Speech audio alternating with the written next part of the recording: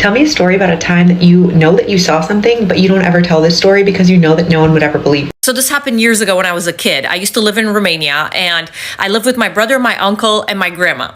My grandma at the time was working at the shop, and she needed us to bring some stuff to her. And I remember my uncle sent me downstairs to buy some things. We had like a little shop at the bottom of the building.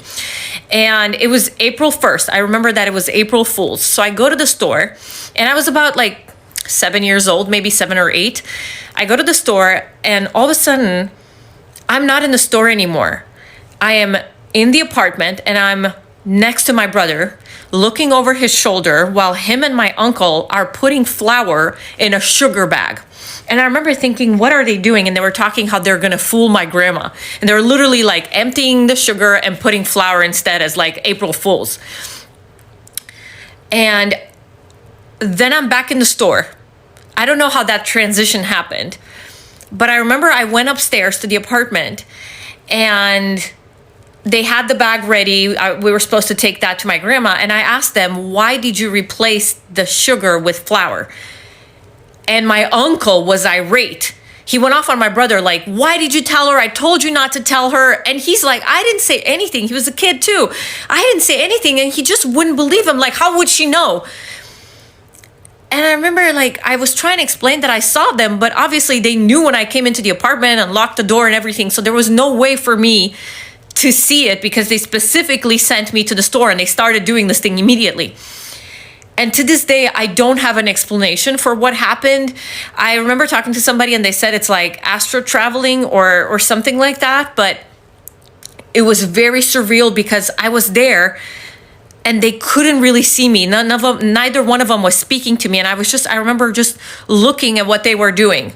Just a random event. And nobody believed me.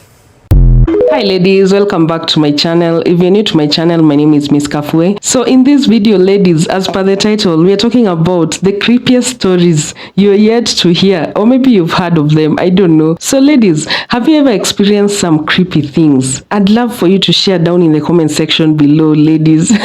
I'd love to read your stories. So anyway, ladies, I don't want to be a spoiler. And I don't want to waste anyone's time. So let's jump right into this video, and then I'll be back to give my take on it. No one would ever believe you. Okay, so I used to be a photographer. I started my junior year of high school when I joined yearbook. So I started doing photography around 16 and I stopped around 27. Started my own little photography business, and I did it for 10 years and made some good money and memories. So one of my friends, they asked me to do a photo shoot for them. No big deal. But they wanted me to do a photo shoot with their new boyfriend. Now, I think I might have told the story time before, but I didn't tell it into too much detail. The friend I did the photo shoot for recently had a loss of her partner. I'm not gonna lie, I think their relationship was over 10 years. They were high school sweethearts, had over 6 kids together. And after he passed away, it wasn't even 3 months afterwards till she got somebody new. But I'm not judging because you do you. So we're in this new romance, and long story short, she's like, hey, can we do a couple photo shoot for that year's Valentine's Day? I'm like, yeah, perfect. She pays me head up, and I'm like, good, let's get it started. So at her photo shoot, she brings her youngest daughter. And you know, I'm just like, oh, she doesn't have a babysitter, no big deal, right? Right. We're doing a photo shoot. They arrive late, but you know, black people time. My photo shoots, they're always a mood. 2 hours later, the music is playing, the food's going, we're snapping. Literally. You're probably not wondering this, but the reason why I'm not a photographer anymore is because I began to realize I take pictures for people so good, and this is petty, but anytime somebody has to take a picture for me, even with my good equipment, they have me looking like Trick Daddy. So during the last moments of the photo shoot, she asks us for her daughter to get into a couple shots. So I'm thinking it's just gonna be her and her daughter. No, it's her and her daughter and the new man. So I start to get cold chills, and I'm uncomfortable because I'm like, ooh, this is a little soon. But who am I to judge? Because bitch, you're paid to take a picture. Click, click. A girl, as soon as the little girl gets into the picture and I'm trying to get them in the right positions and stuff like that, I get a cold chill over my back. My intuition is on high. Of course, I'm not listening to it, even though I should. Rule number 1, always listen to your intuition, even if it doesn't make you the popular one in this scenario. Your intuition is your body's spiritual alarm system. Listen wisely. So I begin taking the pictures. I get goosebumps down my back, cold chills, and it's February. We got the heat on and the photography lights. There's no need for coldness. And even my friend, she was like, did you feel a cold chill? And I said no, because what you give energy to, you give power to. I was on some if you ignore it, it'll go away, even though I know better. I just simply did not want to feed what was ever in. So they leave. And of course, whenever I did a photo shoot in my mom's living room, because she has a big living room. Long story short, as I'm cleaning up and taking down like my backdrops and all that stuff, and I had food out because I like to give my clients like food and stuff just to make them comfortable. So I begin to do the dishes. I gotta go to the bathroom and pee. I come out of the bathroom for peeing, and I see on my living room couch there's a man sitting there. So I continue doing the dishes. Then I was like, bitch, you're the only one in your mama house. Who the fuck is that? Now, if you know from other story times, my grandma and my mom, they're heavy psychics. I don't see spirits like that, maybe once every 3 to 2 years. So I turn back around and I see that it's my friend's deceased partner. Now, we knew each other in life, so I was like, can I help you? And as soon as those words left my mouth, I blinked and then he was gone. So I was like, oh well. So then I'm like, ooh, I'm not staying in here tonight. So I go to my friend's house. I don't tell my mom, who's in her back bedroom, what I seen, because I know how she is. And she's like, you can't bring everything in the house. You gotta be careful because you never know what people carry with them and shit like that. And I get that. I've been told that my whole life. But so I don't tell my mom. I'm over at my friend's house. We up late, we talking, just gossiping, talking mad shit. I get a call from my mom. It's 4 a.m. I'm like, what is she doing calling me? Because I left her house about 9 p.m. She's like, bitch. And I'm like, yes, ma'am. And I'm nervous because it's just my mom. And she's like, who the fuck is this at the end of my bed? And I'm like, what you mean? She said, bitch, don't play dumb with me. She's like, who the fuck you let in my house? And I'm like, Mom, what do you mean? She says, bitch, don't play dumb with me, ho. And I'm like, yes, ma'am. She said, ho, I'm gonna see you in the morning and it's gonna be up. I'm like, oh. And it's not like he haunted or was malevolent, or because you can sense the difference if you're really tuned in. So then I'm like, okay, Ma, I'll handle it. I threw some salt on the floor and then swept it up. It didn't do shit, and she knew I was buying time. So the next night, I'm asleep, right? A bitch wake up in the middle of the night because I'm thirsty. I'm a thirsty hoe at night. Guess who's sitting on a chair in the dining room? Just sad and slumped over. I said, bitch, let me get this over with. So not to be anticlimactic, I called my friend up. I said, bitch, you moving too fast. Show some respect, have some decency, have some time. And everything went back fine. But you don't ever tell. For those that don't know me, I'm an airline pilot. And no, I'm not sitting in someone's grandma's house. This is just the theme of the hotel I'm staying at for the night. When it comes to haunted things, supernatural, people usually think of haunted houses or asylums, even battlegrounds. You don't think about airplanes or aviation. Now, for me to explain this story, I have to give a little bit of context. Back in 2006 in Lexington, Kentucky, really horrible incident happened. An airliner pushed off the gate and taxied to the runway, and they lined up with the wrong runway. As you could see, they were supposed to line up on the one in blue here, but they lined up on this runway, which was far too short. Due to this mistake, the plane ended up going off the runway. It didn't have enough runway to take off, crashed into trees, and it killed everyone on board except for the first officer.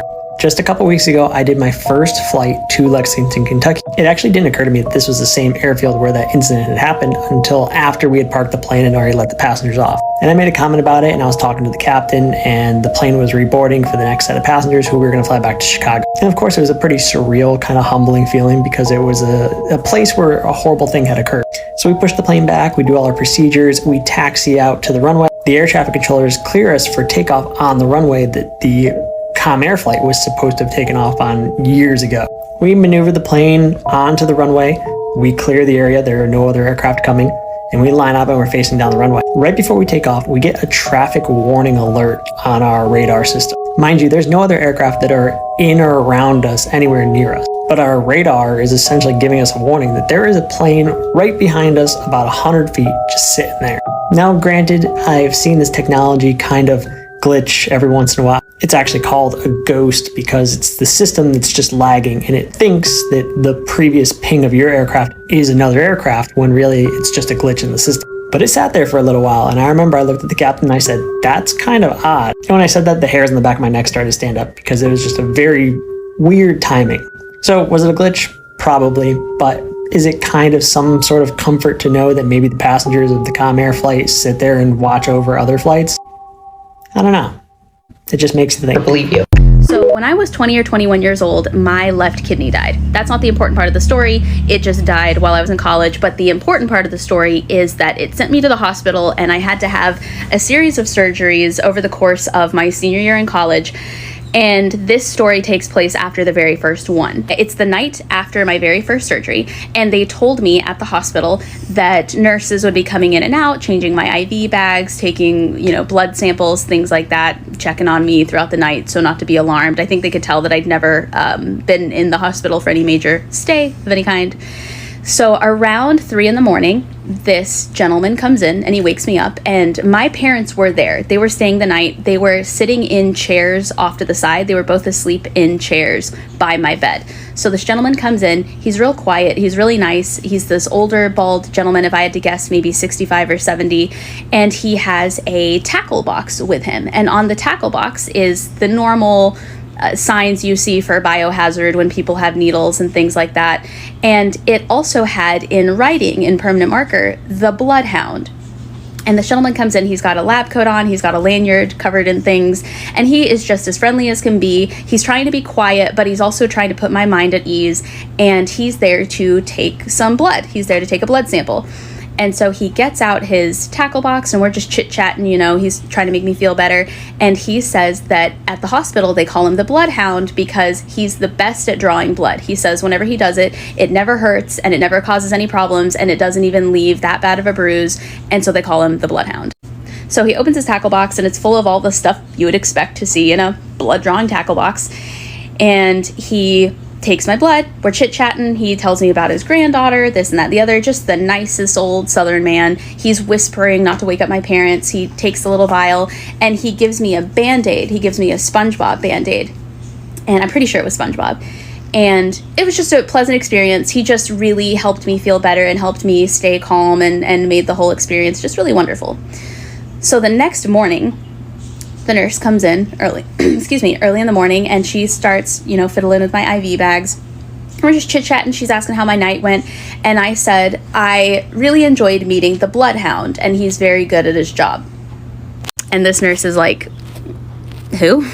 And I said, the Bloodhound. I really enjoyed meeting the Bloodhound. He's really good at his job. I can see why he's popular here at the hospital. And this nurse is like, I don't know anybody named the Bloodhound. I don't know anybody who goes by that name.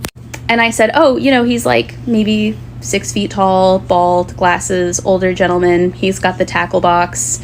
He takes people's blood. He's a phlebotomist or whatever. And this nurse is like, we literally don't have anybody at this hospital who goes by the Bloodhound. She goes on to say that she's worked at this hospital for years and she has never once in her entire career met anybody at that hospital who goes by the Bloodhound, let alone so often that it's written on his kit. And I said, yeah, he came in and he took my blood last night. He took my blood around 3 a.m. So he was on the night shift. Maybe you don't know him because he always works the night shift. She tells me that she's looking at my charts and nobody was scheduled to come take my blood last night. So I proceed to ask every nurse that comes in that day if they know the Bloodhound. Do they know the Bloodhound? Do they know this old man? Do they know a man who fits this description? Yada, yada, yada. Do they know who came in the night before to take my blood? Nobody knows the Bloodhound. Nobody has heard of him. Nobody who fits that description works at the hospital. And the most important part was nobody was scheduled to take my blood the night before. That's the bananas part, is even if he did work there, even if he was a person they all knew, nobody was supposed to come in and take a blood sample from me the night before. But I still had the Band-Aid on. So I know it was not a nightmare. I still had the Band-Aid that he gave me. Okay, I live in Los Angeles, and you may have heard in Los Angeles during COVID, we were very strict on mask regulations. And so during the time that this story took place, a lot of people were wearing masks even when they were outdoors walking. So I was on a hike with my family in a very popular hiking place in Los Angeles, and there were a lot of people there. We were walking down a hill, and coming up a hill toward me, amongst other people, there was one woman who it appeared she did not have a bottom half of her face. She had the shape of a face, but there was no nose or mouth. It was just skin color. And my initial thought was, oh, her mask, she's wearing a flesh-colored mask. But as we got closer, a nose and a mouth appeared and then blurred back out. It was like a filter that comes on and goes off. And the best way I can describe it is, if you've ever seen Beetlejuice, when Adam and Lydia, the ghosts, they try to make themselves look really scary, and they take their faces and they stretch them out really long, and Adam has this face that's really long, and it's just like a pointy face, and there's not really, you can't see his mouth because he stretched it so far. That's what this looked like. And so as I said, the nose and the mouth like would come in and come out. And then when we got up close to her, the nose and the mouth solidified, and she saw me looking at her, and she just smirked. And it was the creepiest thing. And I have seen it one other time on a man, also while I was hiking. I don't know what this is, why they're always in nature, but I know I saw it. I know I did. Okay, tell me a story about something that you cannot explain. When I was a little girl, I had 42 warts on my hands. I forgot I was wearing those glasses. Anyway, when I was a little girl, I had 42 warts on my hands, one on my elbow, one on my foot. And I think that my grandmother was a witch because of how she got rid of them. One day I was playing over at her house with a friend of mine, and as we were leaving, she stopped me and she gave me this look and she said, "I'm going to buy your warts from you." Obviously, I was a little mortified because I would rather not talk about my warts in front of my friend, and she wouldn't let me leave. I was like, "Mimi, can we do this another time?" She was like, "No, we have to do it now. We have to do it now." And so I rolled my eyes and I was like, "Okay, well, that's fine. We can buy my warts from me." I mean, I was 10 years old at this time. I had had my warts my whole life, or at least as long as I can remember. And so she says, "Show me all of your warts." And I show her all the ones on my hands, and she was like, "Is that all of them?" And I was like, "No, there's one on my elbow." And I show it to her, and she's like, "Is that all of them?" I was not about to take my sneaker off and make a whole deal about this in front of my friend, so no, I didn't show her the one on my foot.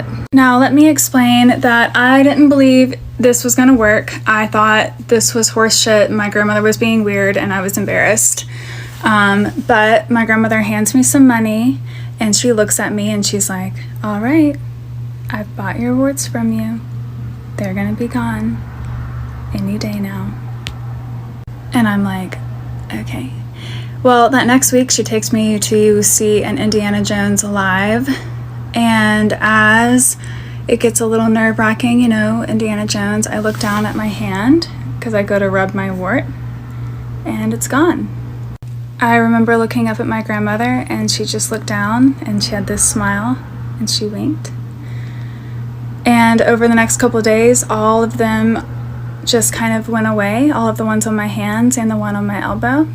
Now, where things get weird, I didn't show her the one on my foot, and to this day, it is still there. Even weirder, as my grandmother aged, she got older and she had cancer, and in her last couple of days, I went to rub her shoulders for her because I always did that. And on her shoulders were a bunch of warts. To this day, I regret not asking her about it, and I'm convinced she was a witch. What's something that happened to you that sounds so fake that if you were to tell people, they wouldn't believe you? In early 2010, my husband Gary dropped dead of a sudden heart attack. He had had a completely normal day, went to work, picked up our daughter from school, went to gymnastics, got Wendy's drive-through for dinner, and helped her with her homework. She was in the shower, and we were watching House. It was a commercial, and I thought he had dozed off. But when the commercial was over, I tried to wake him up. It was a new episode, and I wasn't able to wake him up, and found out that his heart wasn't beating, and did CPR. The ambulance was there in 3 minutes, and they just couldn't revive him, and he died. She was 13 and I was 36, and it was sudden and terrible. And one of the people who helped me through my grief was my childhood best friend, Brian, and we had met when we were 11 in Mrs. Albright's honors English class. His dad died of a sudden heart attack when his mom was also very young, and he remembered what his mom had gone through. So he showed up and helped my daughter with her homework and shoveled the snow and mowed the grass and was just a really good friend. And then one day my daughter said, "Mom, I think he likes you." And we were having a bottle of wine on our patio, and I said, "You'll never believe this cute thing Hannah said." And she said, "Mom, I think he likes you." And he was like, "Well, and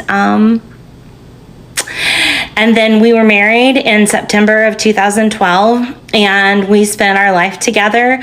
Then in 2022, because of his job, we got transferred to Florida, and I sold my dream house that I had built in Indiana and moved across country in spring of 2022.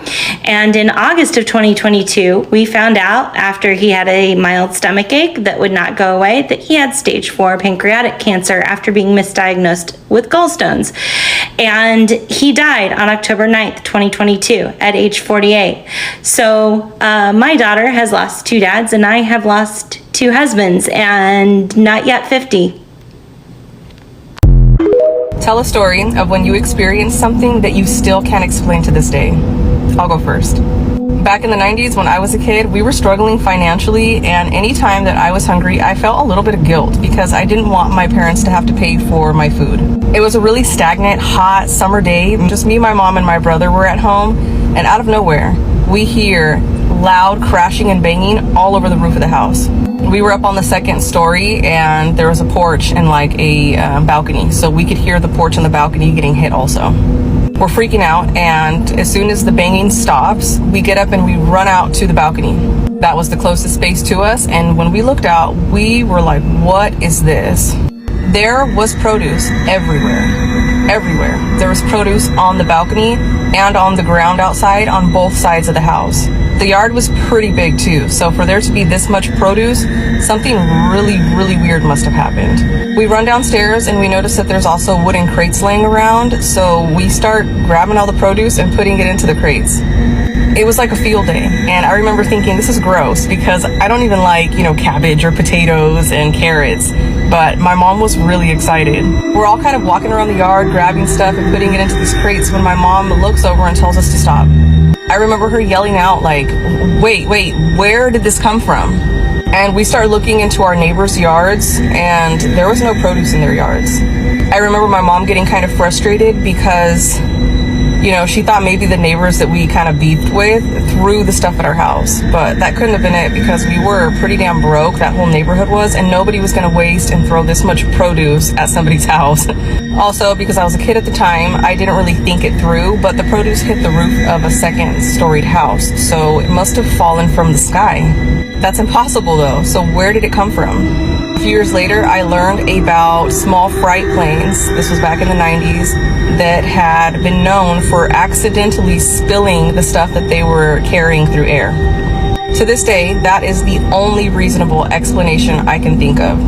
It was really weird, but it was also a blessing because we had a bunch of fresh produce. What is something important that you've told someone but they refuse to believe you? All right, so February 19th, 2011, I got into a car accident. I was rear-ended on I-95 North, and I died in that car accident. And I saw myself float above my body. I saw this blue-white light come, and next thing I know, I was in, I guess, heaven, the other side, whatever you call it. And my cousin Malcolm was there. He was kind of like guiding me through. And I saw my grandparents on both sides of my family. And I saw my uncle. And then I was shown a couple visions. 2 of them happened to turn true. And then I was resisting coming back, but they persuaded me to come back.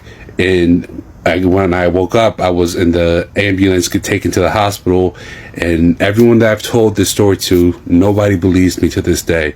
But those 2 visions came true, though. So, Tell me a story about a time that you know that you saw something, but you don't ever tell this story because you know that no one would ever believe. So this one is actually crazy, because I witnessed something that I didn't think was possible.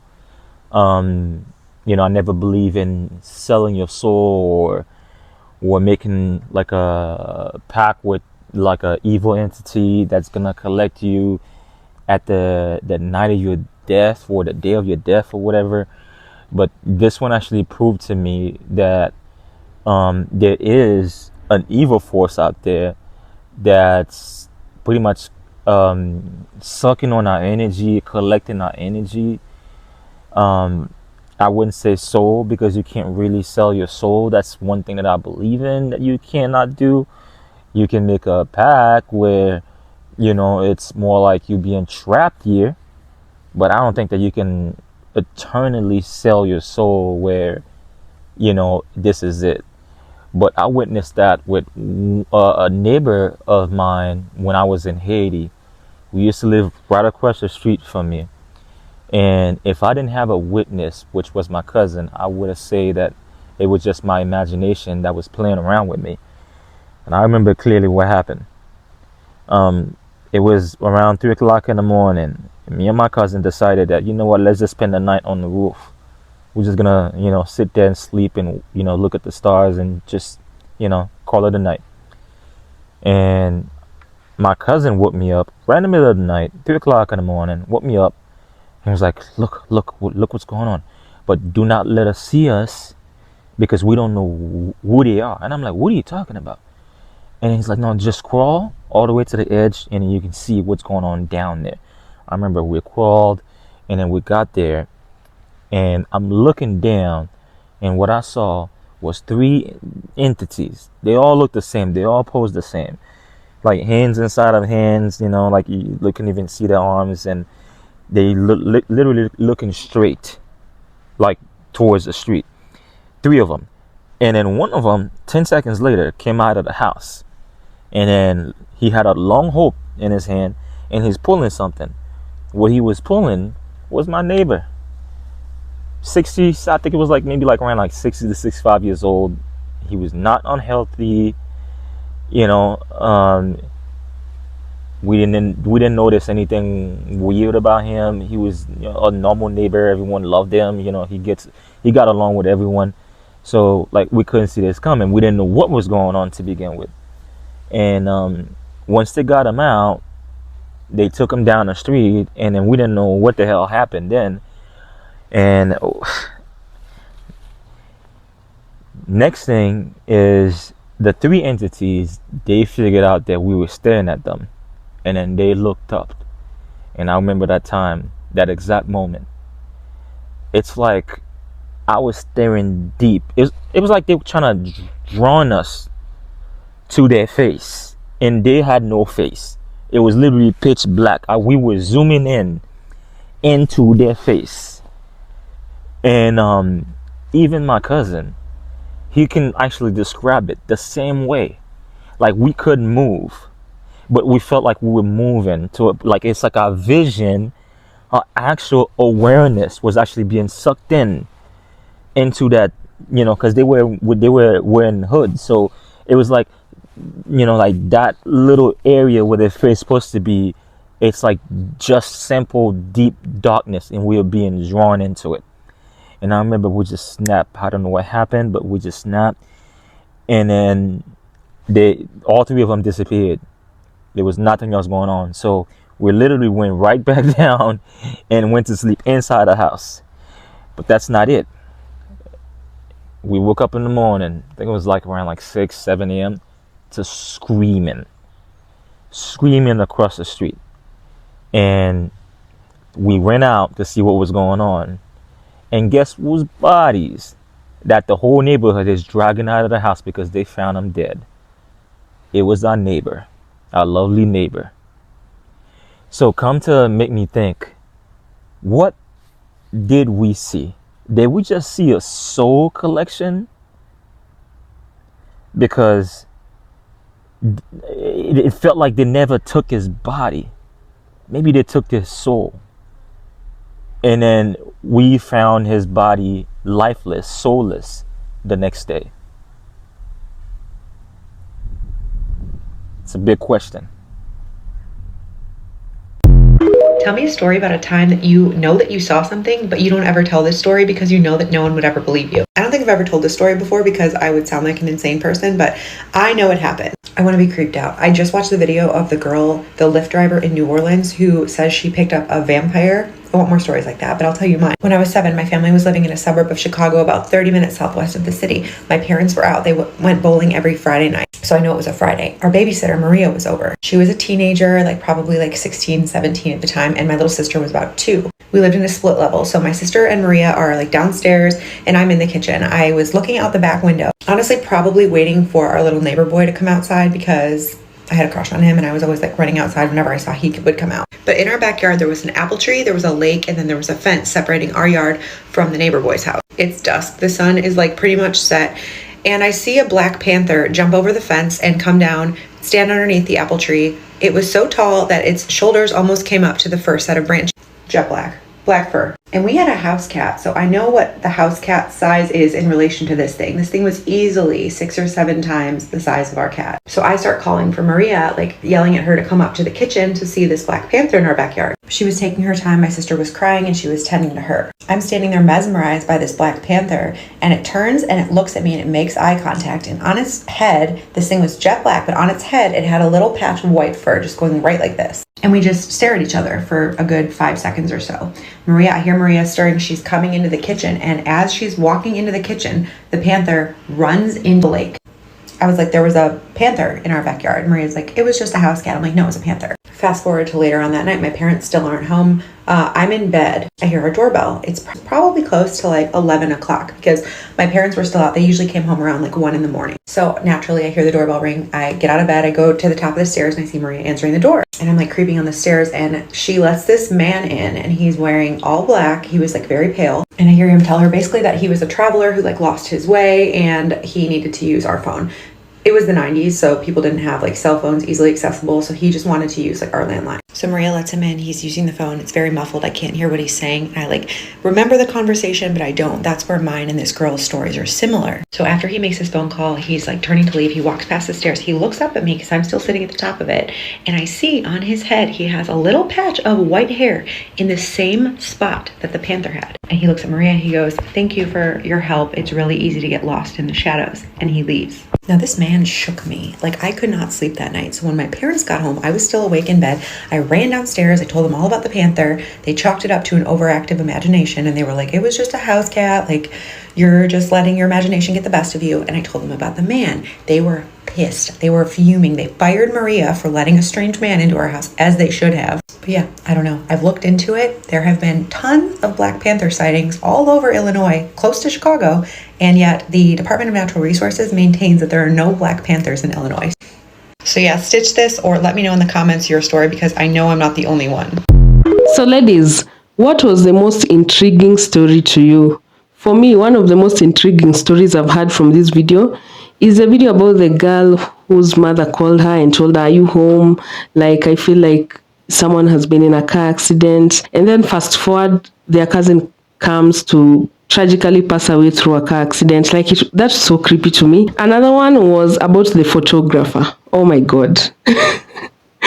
Oh my God. And I was watching this before I went to bed, and I've not had a good night's sleep. I think that's why. Because that's creepy. Like, that cannot even be explained for real, for real. But I don't want to sit here and start retelling those stories because we've already watched them. I'd love to know, what was your favorite story from this video? Unfortunately, I don't have any creepy stories of myself, but I've always known, like, I'm scared of certain things. Like, I don't like certain things. Like, I don't like anything creepy to me. Like, I have a small heart, you know? Anyway, I even admire people who can catch rats. Like, they can, even if the rat is like in a trap, like, you can just take the trap. Like, for me, such things really give me the ick, for real, for real. Anyway, I don't know whether this is related to this video, but I don't want to ramble in this commentary because I don't have much to say about my own experiences. But this video definitely was so interesting to me, ladies. I'd love to know, should I do a part 2 of this video? If you agree that I should do a part 2, please comment down below part 2, and I'll be doing a part 2 of this video. So ladies, I'll appreciate any feedback in the comment section down below concerning any creepy things you witnessed. Like, if what's a story no one will believe? I'm here to believe your story. I'm here to read your story, and others too. Like, we are here to read your story, and definitely, like, we'll enjoy these stories. So ladies, I don't have much to say in this video, so I'll wish you a wonderful day and a good weekend ahead of you, and I'll be seeing you on my next video. Bye.